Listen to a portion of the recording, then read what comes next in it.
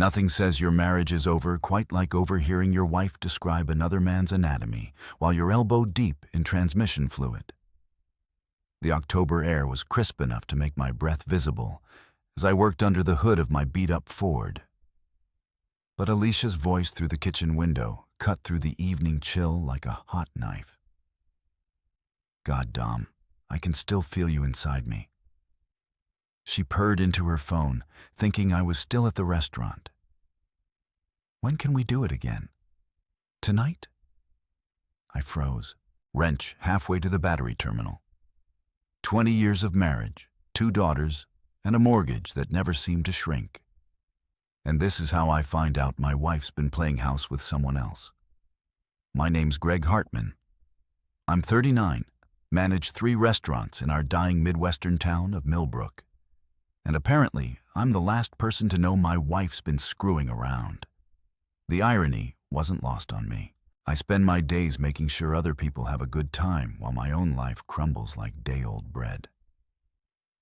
Tell me what you want me to do to you, Alicia continued, her voice dropping to that breathy whisper I hadn't heard directed at me in years. I should have stormed inside. Should have confronted her right then. Instead, I found myself listening like some sick voyeur to my own marital destruction. Dominic, she moaned. You make me feel so alive. So dirty. Greg never makes me feel this way. Dominic. Dom. The pieces clicked together like a well-oiled engine. Dominic Reeves, the muscle-bound factory foreman who'd played Tarzan to Alicia's Catwoman at Richard's Halloween party just 2 weeks ago. I remembered how they danced, how she'd laughed at his jokes, how I'd felt like furniture in my own social circle. I'll wear that black lingerie you bought me, Alicia was saying, the one Greg thinks is for him. That did it. My grip tightened on the wrench until my knuckles went white. The black lingerie I'd complimented her on last month, telling her how sexy she looked. She'd smiled and kissed me, all while knowing another man had picked it out. I eased the hood down without slamming it. Years of restaurant management had taught me to keep my composure even when everything was falling apart. The kitchen light illuminated Alicia through the window as she paced back and forth, phone pressed to her ear, free hand gesturing animatedly. She looked beautiful. That was the hell of it. At 37, she was still the knockout who'd caught my eye in college. Her promotion to HR manager at the county office had given her new confidence, new clothes, and apparently new recreational activities. I have to go, she said suddenly. Greg's truck is in the driveway. Text me later, okay? I love you too. Love you too. Not love you, but love you too. Meaning he'd said it first. Meaning this wasn't just sex. It was a full-blown affair with feelings and future plans and probably discussions about what to do with the inconvenient husband. I grabbed my toolbox and headed for the garage, making enough noise to announce my presence. By the time I walked through the front door, Alicia was setting the table for dinner, humming some pop song under her breath. Hey, honey, she called out without looking up. How was work? Same old nightmare, I replied, which was true enough. How was your day? Oh, boring meetings, paperwork, the usual corporate BS. She finally looked at me, and for a split second, I saw something flicker in her eyes. Guilt? Excitement? Hard to tell. Any exciting plans for tonight? I asked, washing my hands at the kitchen sink. Just some reading. I've got that professional development conference next week, so I need to prepare. She set down 2 plates. The good china we usually saved for holidays. I made your favorite chicken parmesan. My favorite. The woman who just finished planning a sexual rendezvous with her lover was now serving me my favorite meal on our wedding china. The absurdity would have been funny if it weren't so pathetic. Smells great, I said, taking my seat. Where's the conference again? Downtown, the Marriott. She didn't meet my eyes. 3 days of seminars on workplace harassment and employee relations. Employee relations. Jesus Christ. We ate in relative silence, making small talk about our daughters, Emma, 16, and away at her first year of college, and Sophie, 14, and spending the night at a friend's house. Lucky them, missing this performance of domestic bliss. After dinner, Alicia excused herself for a bath. "Long day," she said, kissing the top of my head as she passed. Her perfume, a new scent I didn't recognize, lingered in the air. I waited until I heard the bathroom door close and the water running before I made my move. Alicia's laptop sat open on the kitchen counter where she'd left it. Her email was still logged in. My hands shook as I scrolled through her messages. It didn't take long to find what I was looking for. A folder labeled conference materials that contained everything except conference materials. Photos, dozens of them. Alicia and Dominic in various stages of undress. In hotel rooms I didn't recognize. In poses that would make a porn star blush. Messages dating back 6 months detailing their meetings, their feelings, their plans. And then I found the worst one. A message from 3 weeks ago. "Dom, I can't keep pretending with Greg much longer. He's so clueless, so boring. When you touch me, I remember what it feels like to be alive. After your divorce is final, we can be together for real. I'm ready to leave him. I'm ready to start our real life. Our real life. 20 years of marriage." And she was calling her future with another man their real life. I heard the bathwater stop running upstairs. Quickly, I forwarded the most damning messages to my own email, then closed the laptop. By the time Alicia came downstairs in her robe, the same robe I'd bought her for our anniversary 2 years ago, I was watching the news like nothing had happened. "I'm exhausted," she said, settling onto the couch beside me. "Mind if we just watch TV tonight?" "Sure," I said. "Whatever you want." She curled up against me, her head on my shoulder. And for a moment, I almost forgot what I discovered. This was the woman I'd fallen in love with. The mother of my children, my partner for 2 decades. But then I caught a whiff of that new perfume again, and reality crashed back down. "Greg," she said softly. "Yeah. Do you ever think about what our lives might have been like if we'd made different choices?" I looked down at her. This beautiful stranger who shared my bed and my name, but not my life. "Every day," I said. She smiled and squeezed my hand. "I love you," she said. But I knew now that she was lying. The next morning, Alicia left for work with a spring in her step and a smile that didn't quite reach her eyes. She kissed me goodbye, a quick peck that felt more like obligation than affection, and reminded me about her conference next week. "I'll probably be pretty busy with evening sessions," she said, adjusting her makeup in the hallway mirror. "Don't wait up for me." Evening sessions. Right after she left, I called in sick to work for the first time in 3 years. My assistant manager, Janet, didn't even question it. I'd earned enough goodwill to take a mental health day. If only she knew what kind of mental health day it was going to be. I spent the morning going through Alicia's digital life like a forensic accountant. Credit card statements showed charges at restaurants I'd never been to, hotels during her work trips, and purchases at Victoria's Secret that had never made it into my bedroom. The paper trail painted a picture of a woman living a double life with impressive attention to detail. She'd been careful. No charges on our joint account, no obvious patterns that would raise suspicion, but she hadn't been careful enough. Around noon, I drove to Murphy's Gym, the old boxing club where I'd spent my college years, and still went twice a week to hit the heavy bag. The owner, Tommy Murphy, had been training fighters for 40 years and had seen every kind of human drama imaginable. "You look like hell, Hartman," Tommy said as I walked in. The gym smelled like sweat, leather, and broken dreams. Exactly what I needed. "Feel like it too," I replied, wrapping my hands. "Got any wisdom for a guy whose wife is screwing around?" Tommy barely looked up from the speed bag he was adjusting. "Yeah, hit something that can't hit back, then figure out what you're going to do about it."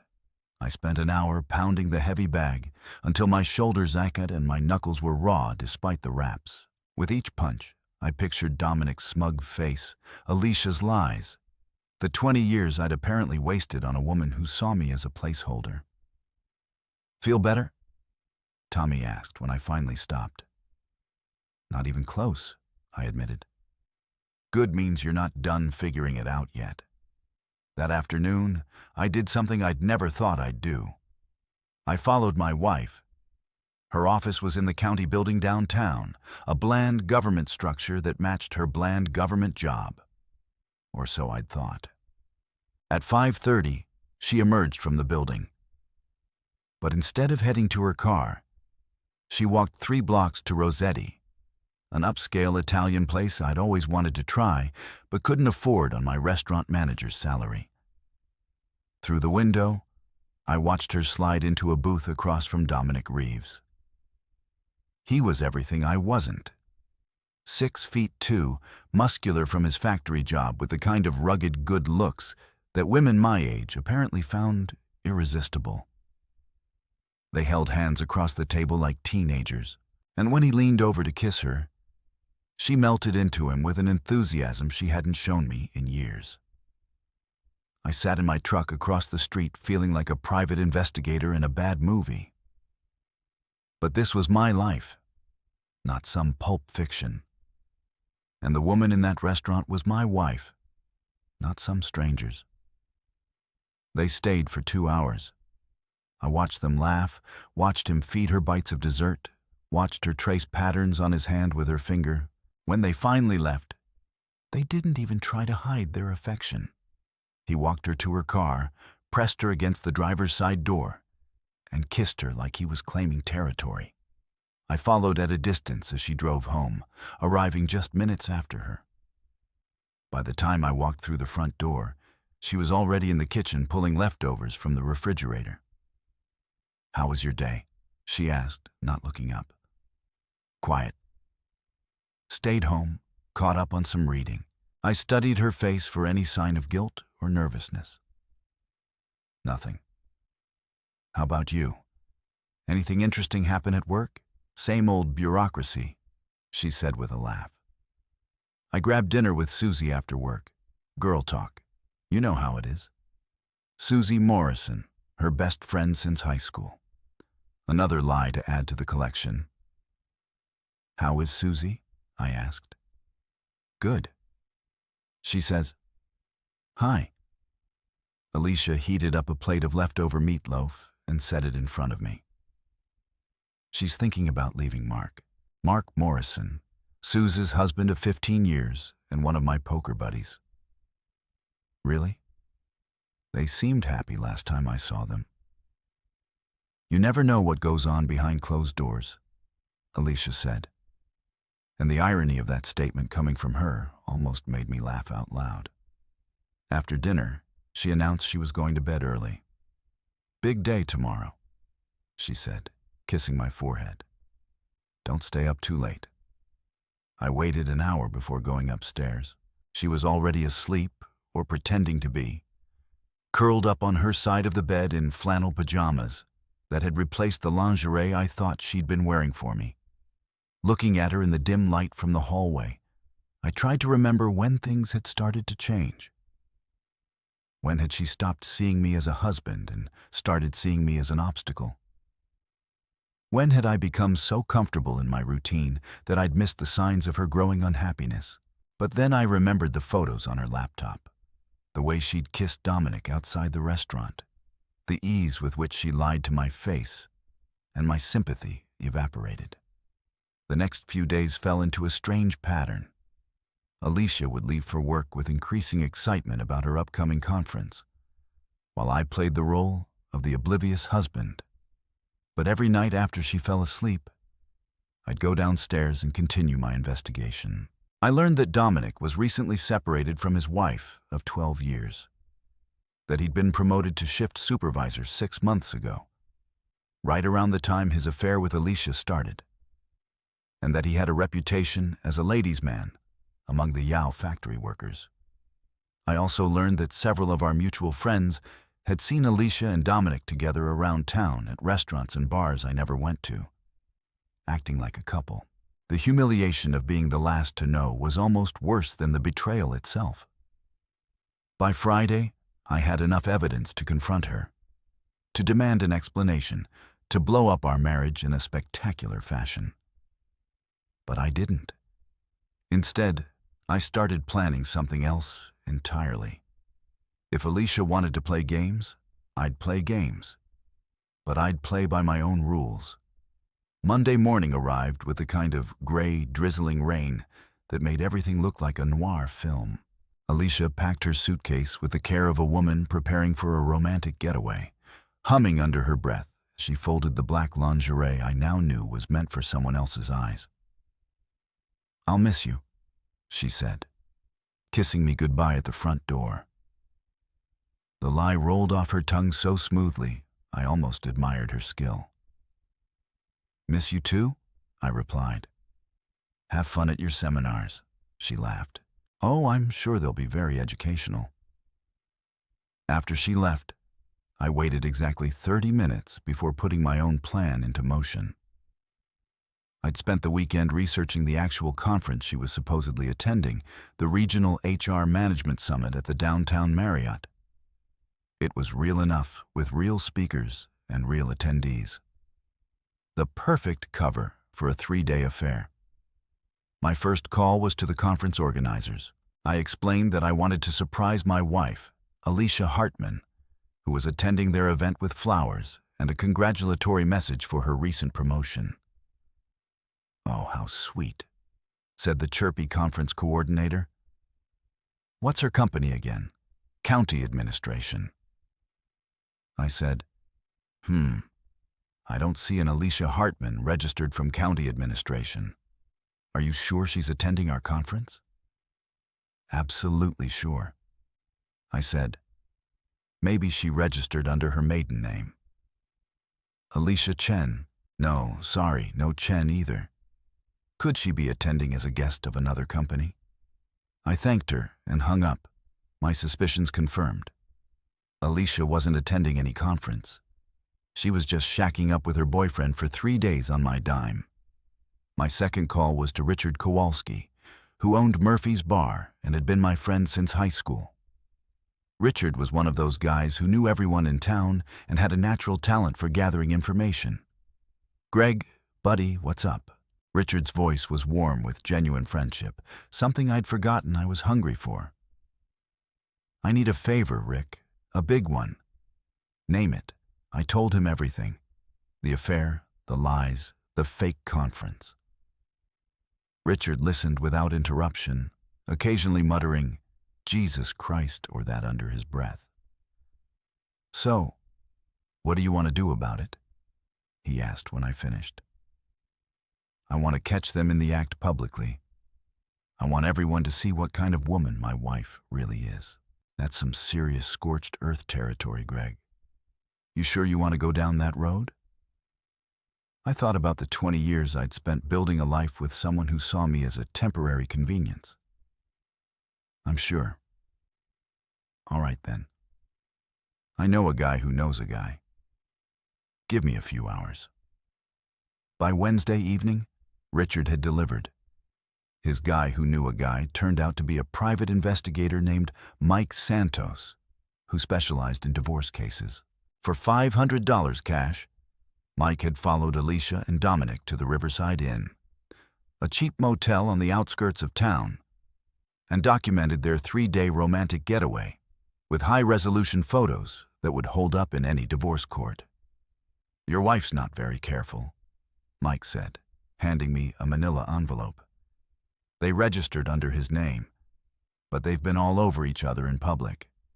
Had lunch at 3 different restaurants, went to a movie, even took a walk through Riverside Park holding hands. Either they want to get caught or they think you're completely clueless. I looked through the photos. Alicia and Dominic kissing by the motel pool. Alicia and Dominic sharing a romantic dinner at a restaurant I'd never been able to afford. Alicia and Dominic looking like the happy couple I thought we used to be. Thanks, Mike. This is exactly what I needed. What's your next move? He asked. I'm going to give them a conference they'll never forget. Thursday morning, I called the Marriott and booked their smallest conference room for Friday evening. Then I spent the day creating invitations for what I called a special recognition event for outstanding achievement in employee relations.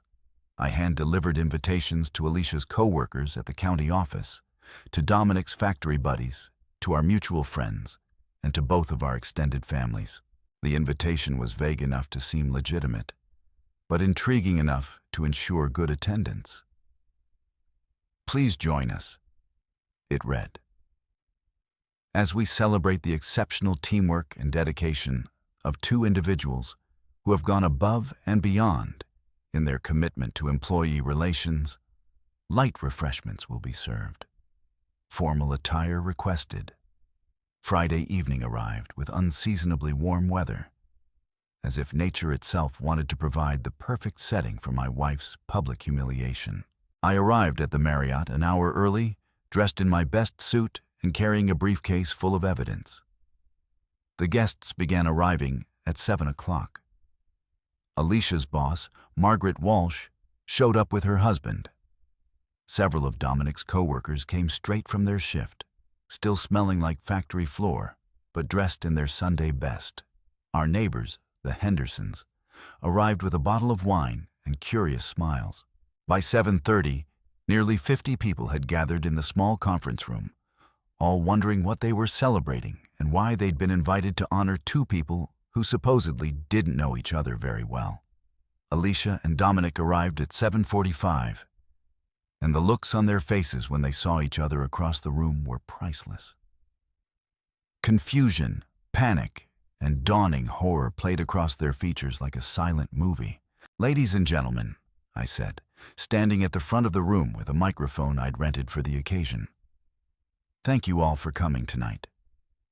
We're here to celebrate two very special people who have developed an extraordinary working relationship over the past 6 months." Alicia's face had gone white. Dominic looked like he was calculating the distance to the nearest exit. Alicia Hartman and Dominic Reeves have shown us all what it means to go above and beyond in employee relations. Their dedication to each other has been truly inspiring. I clicked the remote for the projector I'd set up, and the first photo appeared on the screen behind me. Alicia and Dominic kissing by the motel pool. The room erupted. Gasps, shocked murmurs, and a few nervous laughs echoed off the walls. Margaret Walsh's wine glass slipped from her hand and shattered on the floor. "As you can see," I continued, my voice steady despite the adrenaline coursing through my veins, "their teamwork is exceptional. They've spent countless hours together working on their projects." Click. Another photo. The two of them sharing an intimate dinner. Click. Another. Dominic's hand on Alicia's ass walked into the motel. "Greg, stop this," Alicia said, her voice barely above a whisper. "Stop what, honey? I'm just sharing your achievements with your colleagues and friends. Isn't this what you wanted?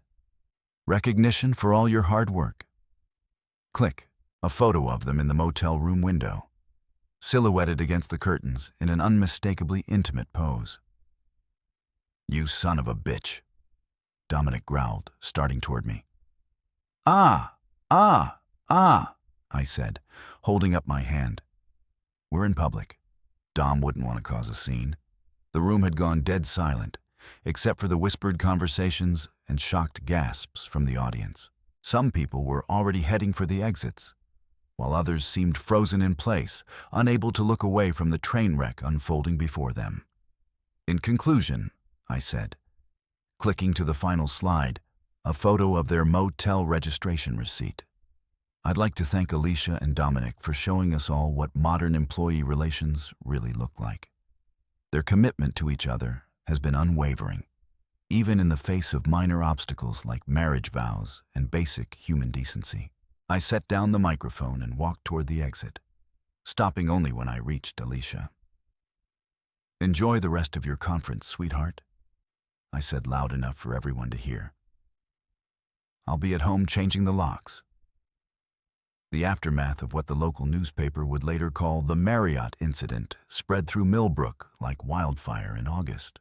By Saturday morning, my phone was ringing off the hook, with calls from friends, family, and people I barely knew, all wanting to know if what they'd heard was true. I let most of them go to voicemail. Alicia came home Friday night to find her clothes in garbage bags on the front porch and the locks changed just as I'd promised. She pounded on the door for 20 minutes, alternating between tearful apologies and furious threats before finally giving up and driving away. She was staying at Susie Morrison's house, according to the gossip network that had kicked into overdrive. Susie, who'd been feeding me sympathetic looks, and "How are you holding up?" texts since the conference was apparently harboring the enemy.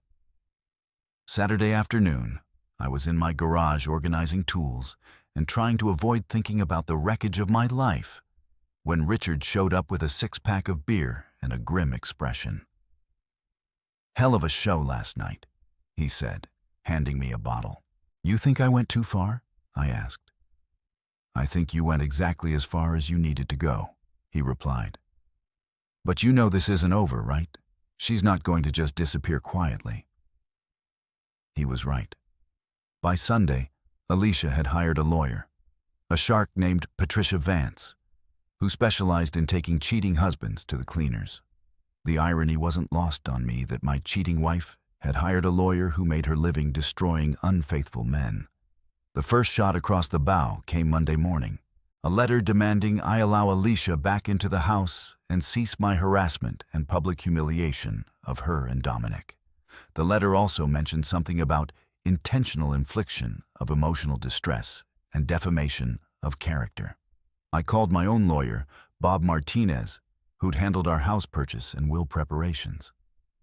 Bob was a small-town attorney who specialized in real estate and simple divorces, but he was honest and thorough.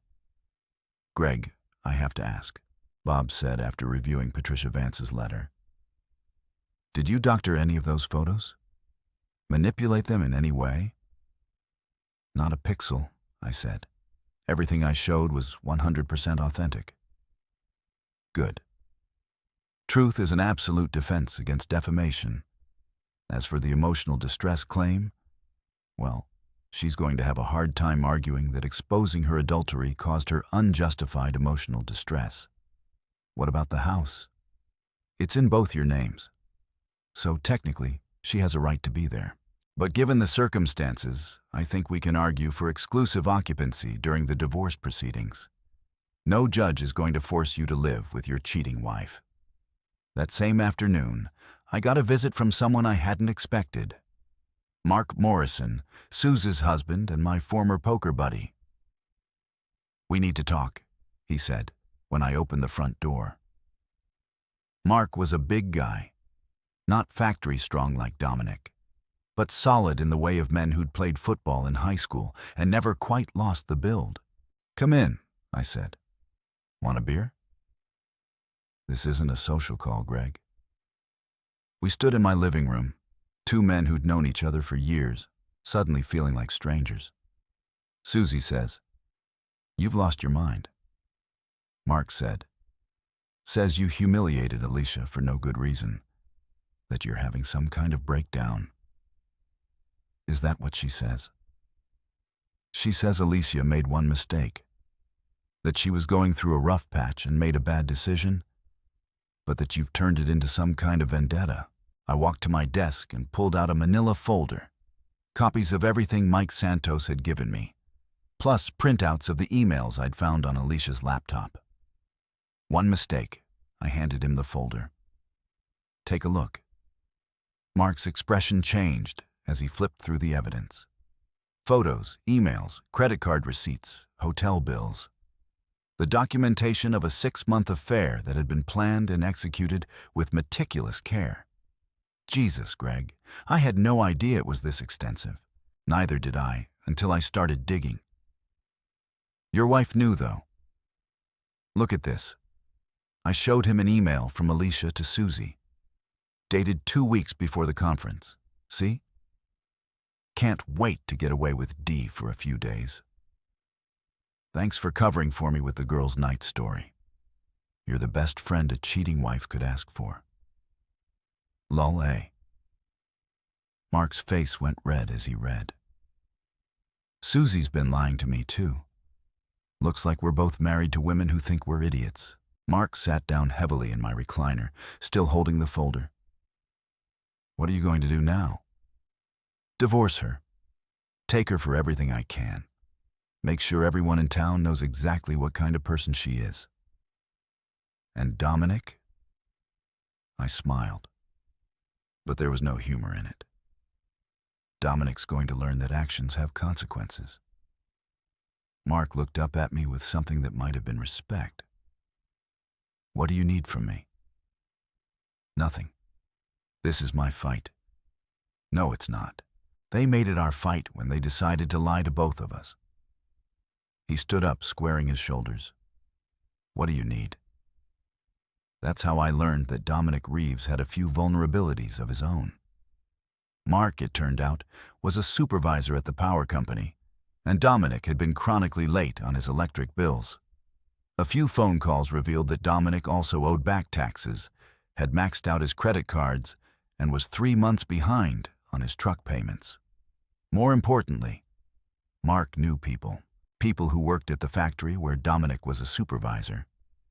People who might be interested to know that their boss was having an affair with a married woman and using company time to conduct his personal business. His shift ends at midnight. Mark said he usually stops at Murphy's bar for a few drinks before heading home. You want to confront him? I want to have a conversation with him. Man to man about appropriate boundaries and respecting other people's marriages. I looked at Mark, really looked at him. We'd played poker together for 5 years, shared beers and about sports and work. But I'd never seen this side of him. There was something dangerous in his eyes, something that suggested he was as tired of being played for a fool as I was. All right, I said. Let's go have a conversation. Murphy's bar at 12:30 a.m. was exactly what you'd expect from a working-class dive in a dying Midwestern town. Dim lighting, scarred wooden tables, the smell of stale beer, and broken dreams. The kind of place where men went to forget their problems, at least until closing time forced them back to reality. Dominic was sitting alone at the far end of the bar, nursing a whiskey and staring at his phone. Probably texting my wife, I thought. Planning their next romantic rendezvous now that their secret was out. Mark and I took stools on either side of him, boxing him in like bookends. Evening, Dom, I said casually. Mind if we join you? He looked up from his phone, and I saw the exact moment recognition hit. His face went through a series of expressions: surprise, fear, anger, and finally resignation. Greg. Mark. He nodded to each of us. I guess this was inevitable. You guess right, Mark said. We need to talk. The bartender, a weathered woman named Carol, who'd been serving drinks at Murphy's since before I was born, took one look at our little tableau and found something urgent to do at the other end of the bar. Look, Dominic said. I know you're both pissed. But what? I interrupted. But we should understand. But it just happened. But you couldn't help yourselves. It's not like that. Then what's it like, Dom? Explain it to me. Help me understand how a man decides to another man's wife for 6 months and then acts surprised when there are consequences. Dominic's jaw tightened. You don't know what your marriage was like, Greg. Alicia was miserable. She felt trapped, ignored, taken for granted. I gave her something you couldn't. The words hit like a physical blow, partly because there was truth in them. I had taken Alicia for granted. I had gotten comfortable, complacent, focused on work and bills and the daily grind of middle-aged life. "So, you decided to rescue her?" Mark asked. "How noble of you." "It wasn't like that. We connected. We understood each other." "You understood each other," I repeated. "Is that what you call it when you're screwing my wife in cheap motel?" "She was going to leave you anyway," Dominic said, his voice rising. "With or without me, she was done with your marriage. At least I made her happy. That's when I lost it. 20 years of being the reasonable one, the responsible one, the one who kept his temper and played by the rules. And I finally snapped. I grabbed Dominic by his shirt and slammed him against the bar, sending his whiskey glass crashing to the floor. "You made her happy," I snarled. "You destroyed my family, humiliated me in front of the entire town, and you think you were doing me a favor." "Greg, don't," Mark said, but he made no move to stop me. "She never loved you," Dominic said, and there was cruelty in his voice now. "She told me you were safe, boring, predictable, a paycheck, and a warm body, but not a real man." I drew back my fist. 20 years of boxing training coiled in my shoulder, ready to cave in his smug face. But something stopped me. Maybe it was the look in his eyes. Not fear, but anticipation. He wanted me to hit him, wanted to be the victim instead of the villain. Instead, I smiled and released his shirt. "You're right," I said. "She never loved me. But she doesn't love you either, Dom. You're just her midlife crisis, her rebellion against suburban boredom. And when the excitement wears off and she realizes you're just another broke factory worker with commitment issues, she'll dump you too." I straightened his collar with mock solicitude. "Enjoy it while it lasts, though. I hear trailer park romances can be very passionate." Dominic's face went red. "You son of a now. No need for name-calling. We're all adults here." Mark leaned closer to Dominic. "Speaking of being adults, Dom, we should probably discuss your employment situation." "What about it?" "Well, I've been talking to some people. Turns out your boss at the factory is very interested in your recent attendance record. All those long lunches and early departures, the personal phone calls during work hours, the use of company computers for non-businessiness activities." Dominic's face went pale. "You can't prove anything." "Actually, we can. Amazing what people remember when you ask the right questions. Your coworkers have been very helpful." I pulled out my phone and showed Dominic a photo Mike Santos had taken. Dominic leaving the factory at 2 p.m. on a Tuesday, 3 hours before his shift ended. "This was the day you and Alicia had your romantic lunch at Rossetti." I said, "Funny thing is, you clocked out at 5 p.m. that day. That's what we call time theft, Dom. Grounds for immediate termination, you bastards." "Oh, we're just getting started," Mark said. "See, I also had a chat with your landlord. Seems you're 2 months behind on rent and the bank that holds your truck loan. They're very interested in your current financial situation." "What do you want?" Dominic asked. "We want you gone," I said simply. "Out of town, away from our wives, away from our lives. You can't make me leave, can't we?" Mark pulled out a manila folder. "This is a lawsuit for alienation of affection. It's still a valid cause of action in this state. Greg can sue you for damages related to the destruction of his marriage. Given your financial situation, it would probably bankrupt you. And this," I said, producing my own folder, "is a complaint I'm filing with your employer documenting your theft of company time and misuse of company resources. along with a complaint to the IRS about unreported income. What unreported income? All those expensive dinners and hotel rooms. Someone was paying for them, and it wasn't you. That makes them gifts, Dom. Taxable gifts. Dominic looked back and forth between us, finally understanding that he was trapped. How long do I have? 2 weeks, I said. Find another job, another town, another life, and stay away from Alicia. She'll follow me. I laughed, and it was a harsh sound in the empty bar. No, Dom, she won't. See? Alicia likes her comfort, her job, her house, her social status.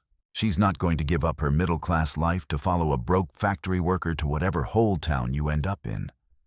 Besides, Mark added, she's going to be pretty busy dealing with her own problems.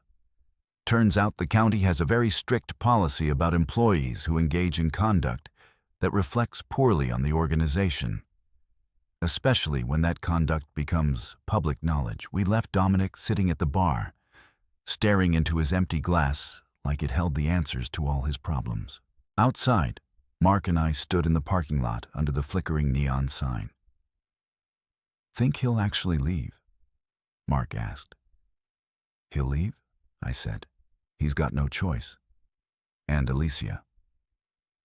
I looked up at the stars, barely visible through the light pollution and low-hanging clouds. Alicia's about to learn that actions have consequences too. What's your next move? I smiled, and for the first time in weeks, it felt genuine. I'm going to give her exactly what she wanted. Her freedom. The divorce papers were served on a Tuesday morning while Alicia was having coffee with Susie at Millbrook's only decent cafe. I wasn't there to see it, but Richard's wife, Nikki, was, and she gave me a detailed play-by-play later that afternoon. She went white as a sheet, Nikki, reported with obvious satisfaction. Started crying right there in public. Susie tried to comfort her, but Alicia just kept saying, "He can't do this. He can't do this." Over and over. But I could do it. And I was. The divorce petition was comprehensive, detailing Alicia's adultery with supporting evidence, requesting full custody of our daughters, and demanding she pay me alimony based on her higher income. It was a legal nuclear bomb designed to leave nothing standing. Patricia Vance, Alicia's shark lawyer, called my attorney within hours. Your client is being vindictive and unreasonable, she told Bob Martinez. Mrs. Hartman is willing to agree to a no-fault divorce with equitable distribution of assets. My client has evidence of adultery, Bob replied calmly. In this state, that affects both property distribution and spousal support. If Mrs. Hartman wants to avoid a public trial, she'll need to make a better offer. What followed was 2 weeks of legal warfare. Alicia's lawyer tried every trick in the book, claiming I'd driven Alicia to adultery through emotional neglect, arguing that my public humiliation of her constituted domestic abuse, even suggesting that I'd fabricated evidence. None of it worked. The photos were authentic, the emails were real, and I had witnesses to corroborate everything. More importantly, I had something Alicia didn't expect: the support of our daughters. Emma, my college freshman, called me the day after the papers were served. "Dad, I'm so sorry," she said, and I could hear tears in her voice. I knew something was wrong, but I never thought Mom would do this to you. You don't need to choose sides, sweetheart. She's still your mother. She lied to all of us, Dad. For months, Sophie's devastated. She feels like everything she thought she knew about our family was fake. Sophie, my 14-year-old, was less diplomatic when she called. "I hate her," she said bluntly. "I hate what she did to you, and I hate that she made me lie for her." "What do you mean?" "All those times she said she was working late or going to conferences. She made me cover for her if you called. She said it was girl stuff and you wouldn't understand. I thought she was planning surprise parties or something, not this. My daughter's anger at their mother was both gratifying and heartbreaking. I'd won their loyalty, but at the cost of their innocence about family and marriage. Meanwhile, Dominic had kept his word and left town. According to Mark's sources at the factory, he'd quit without notice and disappeared, leaving behind unpaid bills and a lot of angry creditors. Alicia tried calling him repeatedly, but his phone had been disconnected. She's been driving by his old apartment every day, Susie told Mark during one of their increasingly frequent arguments. She keeps saying he'll come back for her.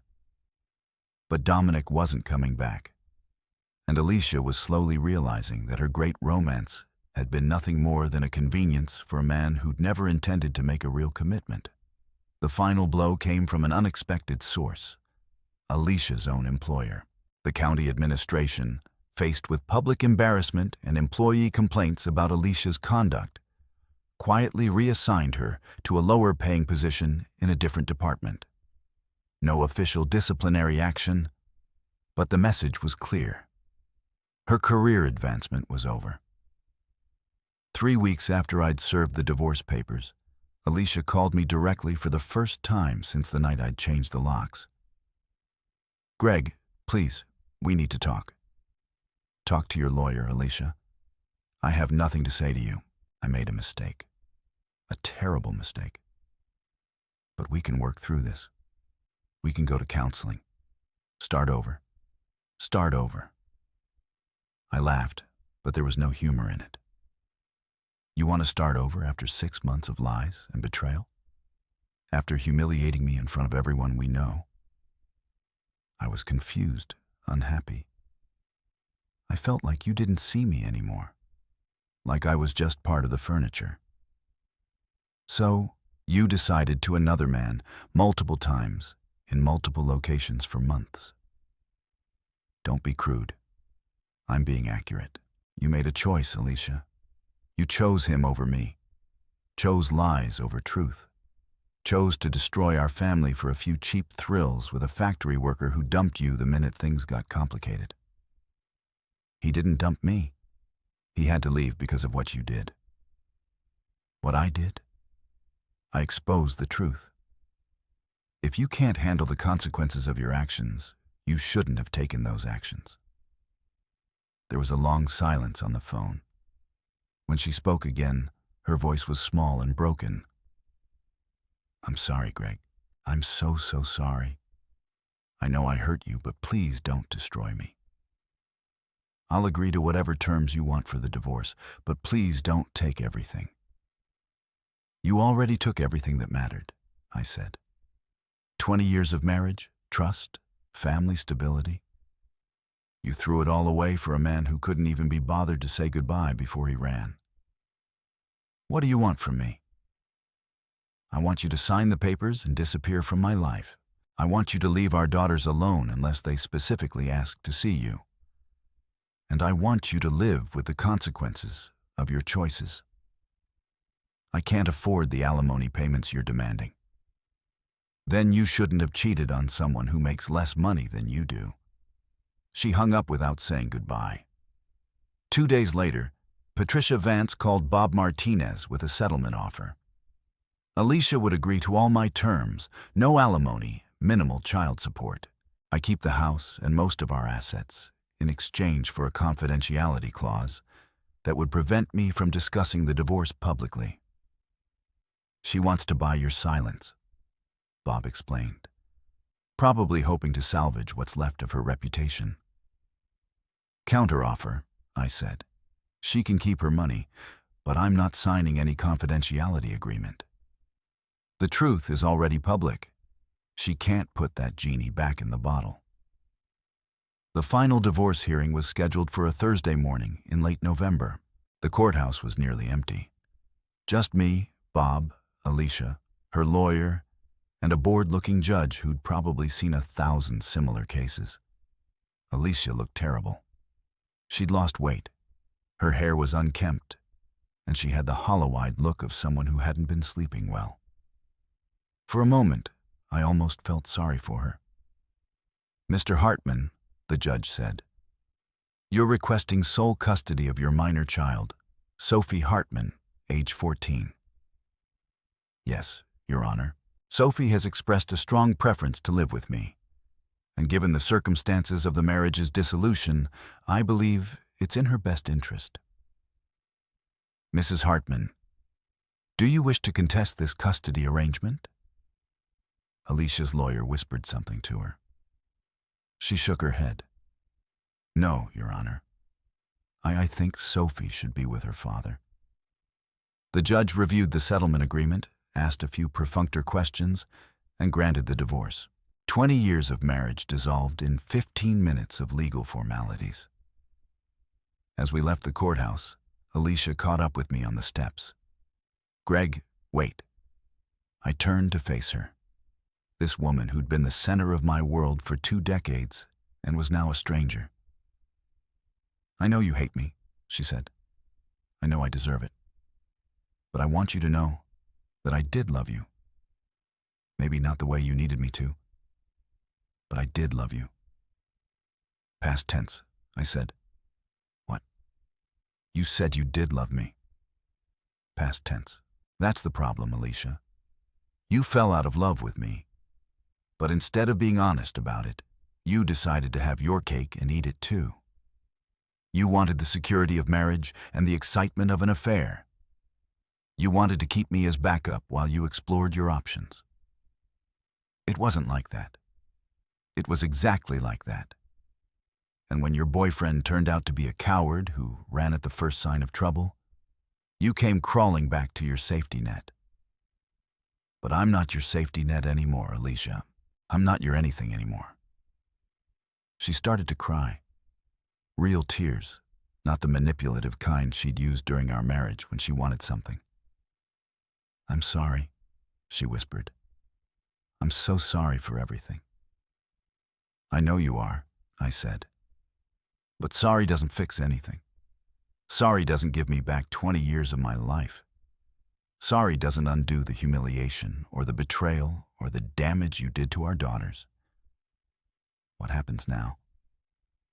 I looked at her standing there in the November cold, this woman who'd shared my bed and my dreams and my life, and felt nothing but pity. "Now you live with your choices," I said. "And I live with mine." I walked away and didn't look back. That evening, I sat in my living room now legally and completely, with Sophie curled up on the couch beside me watching a movie we'd seen a dozen times before. Emma was coming home for Thanksgiving break in 2 days, and for the first time in months, I was looking forward to the future. My phone buzzed with a text from Richard. How does it feel to be a free man? I looked around at my house, my daughter, my life, scarred but intact, damaged but not destroyed, and typed back, "It feels like justice." Sophie looked up at me. "Dad, are you okay?" "Yes, sweetheart, I'm okay. Are you going to date other women now?" I laughed, surprising myself. Maybe someday, but not for a while. I think I need to remember how to be just me for a while. "Good," she said, snuggling closer. "I like having you all to myself." Outside, snow had started to fall, covering Millbrook in a clean white blanket that made everything look fresh and new. Inside the house was warm and quiet and mine. For the first time in months, I felt like I could breathe. 3 months later, I heard through the gossip network that Alicia had moved to the state capital, taken a job with a different county, and was trying to rebuild her life. I felt nothing when I heard the news. No satisfaction, no anger, no regret. She was just someone I used to know. Dominic, according to Mark's sources, had ended up in Florida, working construction and living in a rented room. He'd tried calling Alicia a few times after he left, but she'd stopped taking his calls. Their great love affair had lasted exactly as long as it took for reality to intrude. Susie and Mark worked things out, though their marriage would never be the same. Trust, once broken, was hard to repair. But they were trying, and sometimes trying was enough. As for me, I kept managing restaurants, kept boxing at Tommy's gym, kept raising my daughters, and living my life. I'd learned that betrayal didn't have to be the end of the story. It could be the beginning of a new chapter if you were strong enough to turn the page. And I was strong enough.